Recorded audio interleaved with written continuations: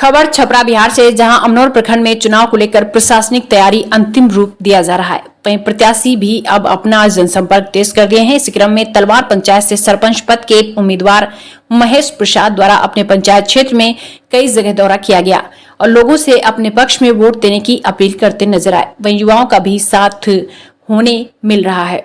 अपने क्षेत्र की जनता से जनसंपर्क के दौरान हमारे जिला संवाददाता मनोज कुमार सिंह ने सरपंच पद के उम्मीदवार महेश प्रसाद से चुनावी मुद्दे पर कुछ सवाल किया, तो उन्होंने क्या कुछ कहा, देखिए यह रिपोर्ट। नमस्कार, आप देख रहे हैं नेशनल खबर 9। मैं हूं मनोज कुमार सिंह।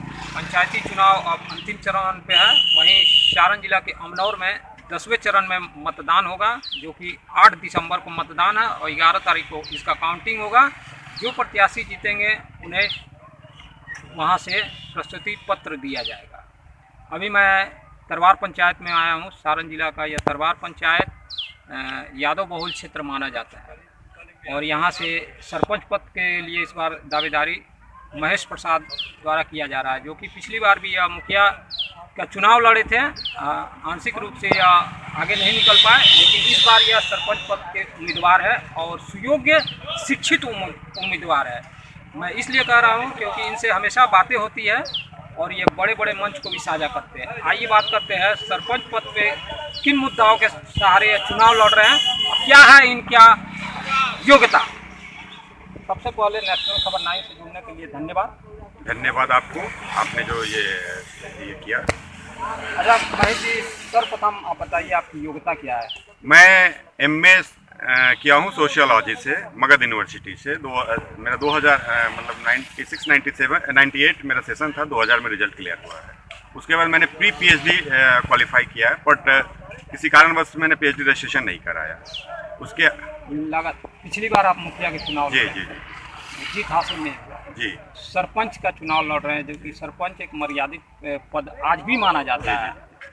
क्या लगता है तरवार में किस तरह से और क्या मुद्दाओं के सहारे इस बार सरपंच पद का जैसा कि आपने कहा कि सरपंच पद बहुत ही मर्यादित पद है, बिल्कुल सही आपने कहा। और हम लोग आज देखते हैं कि आपका कोई भी केस है तो बरसों लग जाता है, 10 वर्ष लगता है। कभी कभी सिविल का केस तो कहते हैं कि दादा केस लड़ता है और पोता के समय हो सकता है ये कुछ डिग्री हो। मेरी पहली प्राथमिकता है कि यदि सरपंच बनने का मुझे मौका मिलता है तो बेसलाइन सर्वे अपने पंचायत में कराना है। और जितने भी केस हैं इस तरह के केस हैं, उन केस का नेचर के हिसाब से, अगर क्रिमिनल केसेस हैं जो हमारे जुरिडिक्शन में नहीं है, जो ग्राम कचहरी के जुरिडिक्शन में है, उनको ग्राम कचहरी के माध्यम से मध्यस्थता के जरिए उनको तत्काल प्रभाव से हम लोग उसका समाधान करेंगे। देखा जाता है ग्रामीण परिवेश में जमीनी विवाद काफी लगातार हो रहा है। जी जी। इसको लेकर किस तरह से आप निष्पादन करेंगे? जी, इसमें दो तरह की चीजें हैं। एक सामाजिक, न्यायिक और सबसे महत्वपूर्ण चीज है भावनात्मक। हम अक्सर जमीनी विवाद जो होता है, ज्यादातर 90% केसेस जो होते हैं वो भाई भाई के होते हैं जी। और एक परिवार के, तो उनको भावनात्मक रूप से एक साथ, पहला तो काम है मेरा भावनात्मक रूप से जोड़ना है। उसके बाद सामाजिक पहल से उन सारे समस्याओं का हम लोग समाधान करेंगे और मुझे पूर्ण विश्वास है कि उस तरह के केसों को हम सामाजिक आधार पर ही सॉल्व करेंगे। महिला उत्पीड़न भी काफी बढ़ गया है, इसको लेकर आपकी क्या प्रतिक्रिया है? हमारे समाज की आधी आबादी महिलाएं हैं और महिलाएं हमारे परिवार की स्तंभ, बेस हैं, आधार है। और जगह जगह पे महिला उत्पीड़न का कारण भी है अशिक्षा, महिलाओं में अशिक्षा, उनका सशक्तिकरण नहीं है।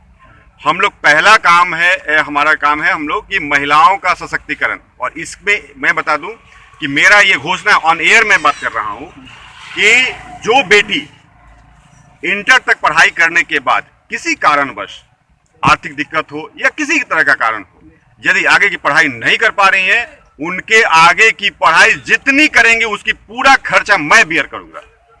महिलाओं, बेटियों को चुनाव लड़ रहे हैं जी। क्या चुनाव चिन्ह है और क्रमांक संख्या आपका क्या है? मेरा चुनाव चिन्ह बल्ब है और क्रमांक संख्या 4 है। चुनाव लड़ रहे हैं, दरबार की जनता से क्या अपील करेंगे? 8 तारीख को मत का प्रयोग करने जा रही है आपकी जनता, क्या करेंगे?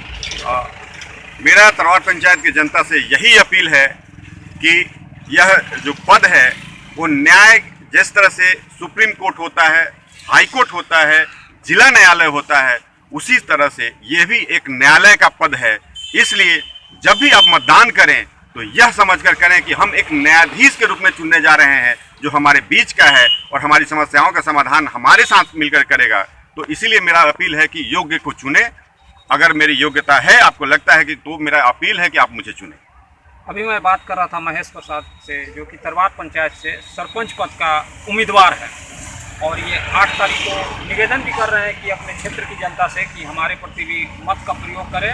मैं सुयोग्य कर्मठ शिक्षित व्यक्ति हूँ और सरपंच पद। क्या नाम पड़ेगा आपका? धनंजय कुमार। धनंजय जी। और कुछ लोगों से बात करते हैं, आइए।